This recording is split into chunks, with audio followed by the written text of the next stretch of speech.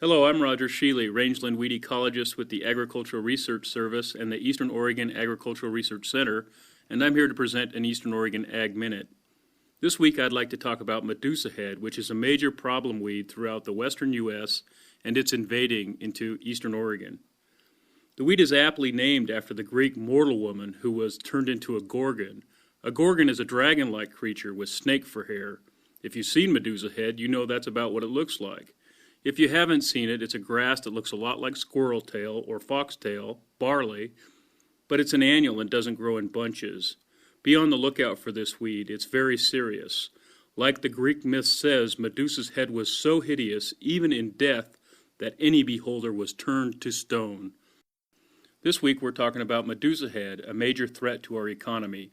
Yesterday we reminded ourselves that the Greek Medusa was so hideous, even in death, that any beholder was turned to stone.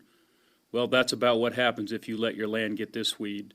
Medusahead is almost worthless as a forage because high silica content of the leaves are unpalatable to native and domestic grazing animals. Within the sagebrush steppe, medusahead aggressively displaces perennial grasses, and the fine, highly flammable litter promotes shortened fire return intervals that destroy the shrub portion of the plant community. Frequent fire facilitates the conversion of rangeland from perennial-dominated to annual-dominated systems.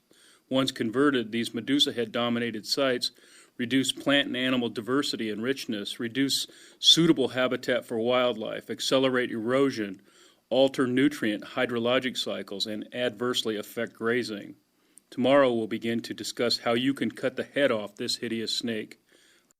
In Greek mythology, Medusa was slain by Perseus. He approached Medusa while she slept, taking great care not to look at her, and cut off her head. For medusahead wild rye, we don't have Perseus, but we do have the Medusahead Challenge. The Medusahead Challenge is a program initiated by the ARS and the BLM to work with people who have medusahead and want to do something about it. The Medusahead Challenge has combined research, education, and management into a regional plan for managing medusahead. Tomorrow, I'll talk about what to do if you find medusahead on your property. Medusahead is a very serious weed invading our rangelands. Managing medusahead is very difficult, so the first thing to do is keep from getting it. Don't feed in areas with medusahead while it's seeding, or at least give the animals time to pass seeds before putting them into uninfested areas. Be diligent about hunting down small patches. If you find a small patch, control it with herbicides, primarily plateau. However aggressive you have to be, don't let it ever produce seeds. If you have large areas of medusahead, you should become a partner in the Medusahead Challenge. Tomorrow we'll talk about how to get involved in the Medusahead Challenge. This week we've been talking about medusahead, both the Greek mythological one and the invading grass. Perseus was able to cut off Medusa's head because Athena and Hermes lent them their shield and winged shoes. Well, the ARS and the BLM are trying to provide you with the tools you need to manage medusahead. It's a program called the Medusahead Challenge. We're working to get you resources, new methods of management, and help in deciding what to do with the problem. If you'd like to put together a group of people in your area and start a local program on medusahead, give us a call at EOARC.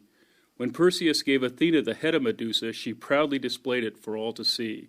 Your healthy, productive rangeland, free of medusahead, will be on display for all to see when you become a partner in the Medusahead Challenge.